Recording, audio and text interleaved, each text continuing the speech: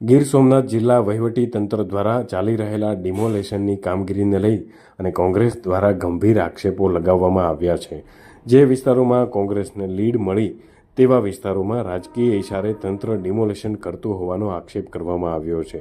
ગીર સોમનાથ જિલ્લામાં છેલ્લા કેટલાક દિવસોથી તંત્ર દ્વારા મેગા ડિમોલેશન હાથ ધરવામાં આવ્યું છે। અંદાજિત 1.72 લાખ ચોરસ મીટર જેટલી સરકારી જમીન પરના દબાણો દૂર કરાયા છે।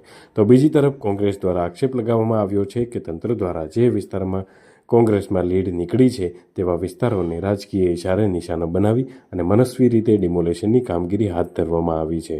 કોંગ્રેસના પ્રદેશ ઉપપ્રમુખ હીરાભાઈ જોટવા, જિલ્લા કોંગ્રેસ પ્રમુખ કરશન બારડ સહિત કોંગ્રેસ આગેવાનોનું ડેલિગેશન ઇનાજ ઉમરેઠી સહિતના ગામોની મુલાકાતે પહોંચ્યા હતા।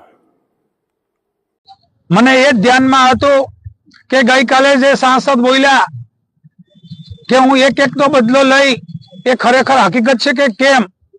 પણ અહીંયા આવીને આ 4 ગામમાં આવીને હું રાજકારણ ભૂલી ગયો, કારણ કે હૃદય ઉપર અસર થાય એવી વાત છે।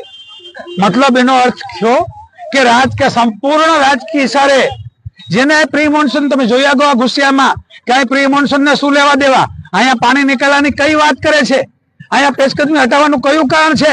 તો કે 4 ગામમાં મતો છે કોંગ્રેસના વધારે મળ્યા અને સુકા ભેગું લીલું પડે એમ અહીંયાથી પણ એમને મતો તો મળ્યા જ, પણ એમને ઓછા મતો છે એ ખપતા નથી, એટલા માટે એમને મતો આપ્યા। એમને પણ ભલે હેરાન થાય એવી મનસ્વી વૃત્તિ કે જે લોકો ગરીબ છે એની અરે વિકાસના નામે એના મકાન પાડી નાખવા, એમની દુકાનો જટી લેવાનો, એનો વ્યવસાય જટી લેવાનો, એને રોડ ઉપર લાવી દેવાનો, એને કયો વિકાસ કહેવાય?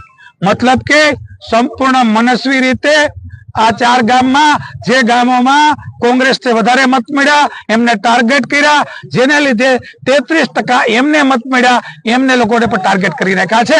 એટલે અમારું કોંગ્રેસનું સ્ટેન્ડ હવે એટલે જ લેવું પડશે કે યા તો જે છૂટેલા પ્રતિનિધિ કામ કરે, પણ બીજે દિવસે જાહેર કર્યું કે એમને બદલો લેવો, તો હવે કોંગ્રેસ જાગી છે, કોંગ્રેસ રોડ ઉપર આવી છે।